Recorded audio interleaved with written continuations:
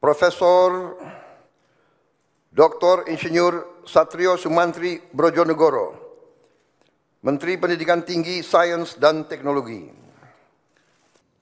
18. Profesor Dr. Insinyur Satrio Sumantri Brojonegoro, Menteri Pendidikan Tinggi, Sains dan Teknologi. Sebelum saya mengambil sumpah janji berkenaan dengan pengangkatan saudara-saudara sebagai Menteri Negara Kabinet Merah Putih periode tahun 2024-2029, sebagai Jaksa Agung Republik Indonesia, sebagai Kepala Badan Intelijen Negara, sebagai Kepala Staf Kepresidenan, sebagai Wakil Kepala Staf Kepresidenan, sebagai Kepala Kantor Komunikasi Kepresidenan, dan sebagai Ketua Dewan Ekonomi Nasional. Terlebih dahulu saya akan bertanya kepada saudara-saudara, bersediakah saudara-saudara untuk diambil sumpah janji menurut agama masing-masing? Apabila demikian, harap mengikuti dan mengulangi kata-kata saya. Bagi saudara-saudara yang beragama Islam, demi Allah saya bersumpah. Demi Allah saya bersumpah. Bagi saudara-saudara yang beragama Kristen dan Katolik, demi Tuhan saya berjanji. Demi Tuhan saya berjanji. Selanjutnya secara bersama-sama, harap mengikuti dan mengulangi kata-kata saya. Bahwa saya akan setia kepada Undang-Undang Dasar Negara Republik Indonesia Undang-Undang Dasar Negara Republik Indonesia tahun 1945 serta akan menjalankan segala peraturan perundang-undangan dengan seluruh-seluruhnya demi dharma bakti saya kepada bangsa dan negara. Bahwa saya dalam menjalankan tugas jabatan akan menjunjung tinggi etika jabatan. Bekerja dengan sebaik-baiknya. Dengan penuh rasa tanggung jawab. Bagi saudara-saudara yang beragama Kristen dan Katolik, kiranya Tuhan menolong saya. Kiranya Tuhan menolong saya.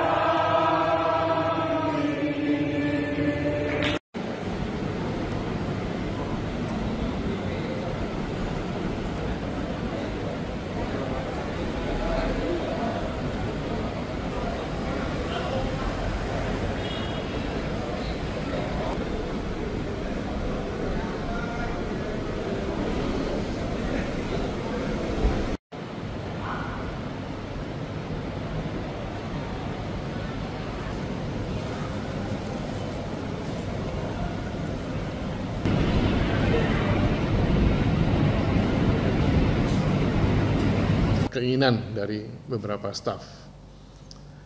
Dari kondisi tersebut memang ada beberapa staf yang merasa penempatannya itu tidak sesuai dengan keinginan mereka, dan kemudian mereka mengadakan suatu unjuk rasa tadi pagi dengan ungkapan bahwasanya ada pemecatan atau ada penempatan yang tidak sesuai.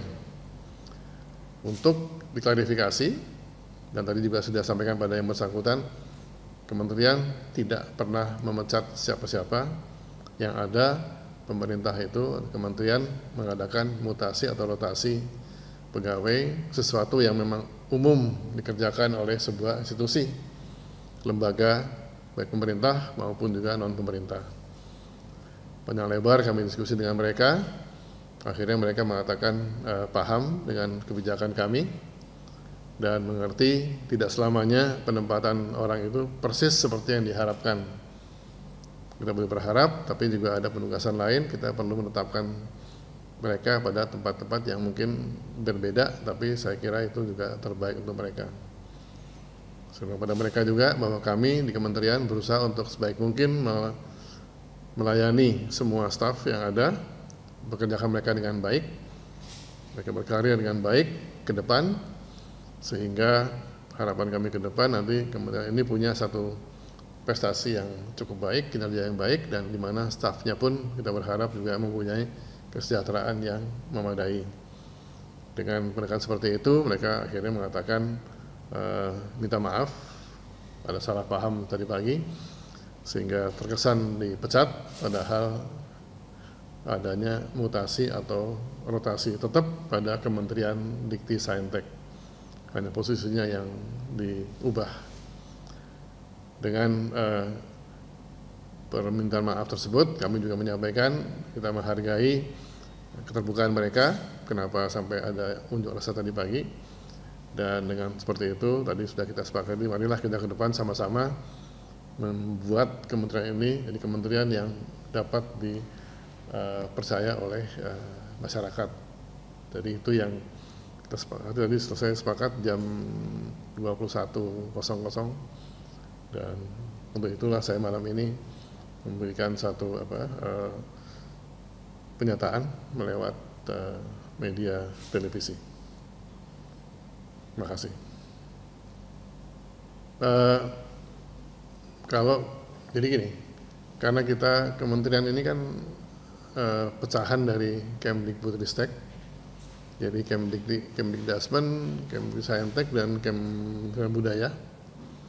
Maka ada yang memang, jadi kami mempunyai satu dirjen yang sudah ada, Dirjen Dikti, dan 2 dirjen baru, Dirjen Risbang dan Dirjen Saintek.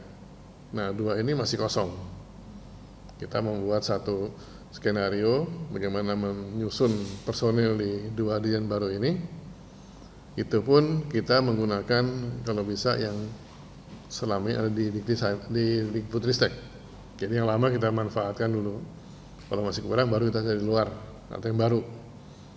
Nah, yang Dikti sendiri kan memang sudah ada selama ini, kita adakan penyesuaian beberapa posisi karena melihat dari kesesuaian bidang, kinerja yang bersangkutan, dan juga target ke depan yang kita harus penuhi. Jadi kalau dari sisi jumlah sebetulnya tidak banyak yang betul-betul murni mutasi, yaitu ada 2 orang saja sebetulnya itu yang kita adakan mutasi supaya lebih sesuai dengan tugas yang mereka akan lakukan seperti itu. Kalau untuk pengembalian sendiri itu apakah akan tetap di Dikti atau bakal dirotasi ke Kemendikbudristek? Yang pertama kita mutasikan dulu di dalam Kemdiksaintek.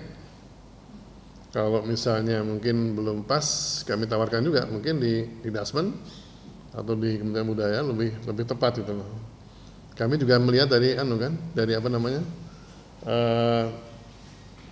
passion yang bersangkutan itu cocoknya di mana, kan orang beda-beda, nggak semua sama itu kan keahliannya. Kita ingin sepas mungkin, sesuai mungkin supaya maksimal gitu loh. Kadang-kadang yang bersangkutan merasa saya maunya di sana gitu loh, saya katakan enggak, ini lebih pas di sini gitu loh. Nah, jadi ya dinamika seperti itu. Ini Pak, yang paling banyak sekali beredar di media sosial tentang voice note itu, mungkin apakah Bapak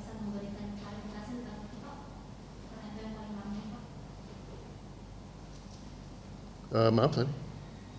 Jadi ada voice note yang tersebar di media sosial, diduga itu adalah suara Bapak dan staf di Kemenristek. Begitu mungkin bisakah Bapak memberikan klarifikasi tentang hal itu, Pak? Itu bukan suara saya. Berarti dialog yang ada di situ tentang wifi dan Enggak. tentang bukan ya, Pak? Bukan. Ya.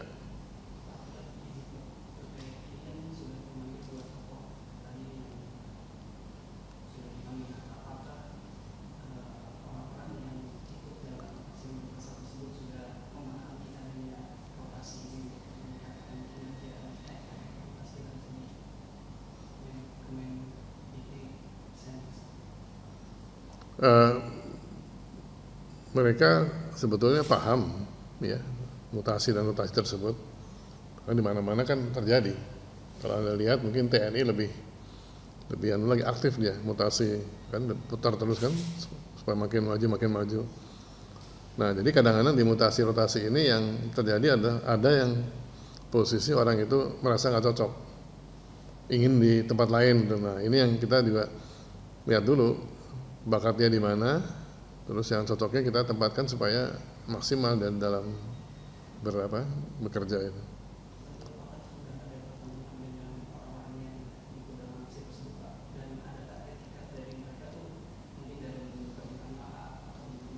Tadi dua tokohnya sudah kita undang ke sini tadi jam 8 malam dan setelah jelaskan panjang lebar, saya beri mereka pemahaman itu, mereka minta maaf kalau tadi karena tidak terlalu paham dan ada perkiraan dia dipecat padahal tidak sama sekali dipecat, hanya dipindahkan tempatnya. Itu sesuatu yang memang untuk ASN atau PNS ya hal yang sangat biasa itu.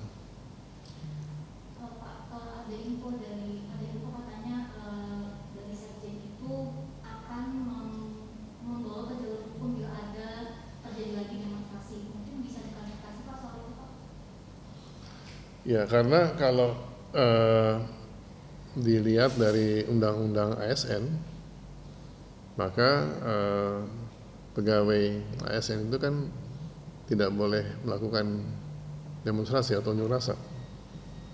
Kan ini orang kita juga satu kantor, kan lebih kita bicarakan saja gitu kan, sampaikanlah, tidak perlu kemudian unjuk rasa. Jadi kalau unjuk rasa oleh ASN itu memang ada aturannya yang melarang mereka untuk unjuk rasa. Adakah langkah mungkin dari pihak Bapak agar nggak terjadi lagi demo? Apakah hanya dengan diskusi tadi saja cukup atau bagaimana? Ya tadi kan itu upaya kita untuk membuat pemahaman yang sama antara kami dengan mereka. Ke depan kan saya minta masing-masing lah kita berkontribusi, toh satu kantor juga, kita bisa ketemu setiap saat, bicara setiap saat, dan masing-masing juga punya atasannya dan bisa diskusi kan.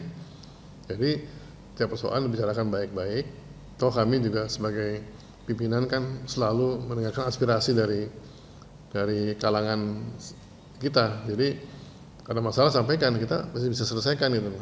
Ya, jangan kemudian dibawa ke unjuk rasa yang sebetulnya itu mencederai seorang atau orang-orang yang tergabung dalam ASN. Disayangkan gitu.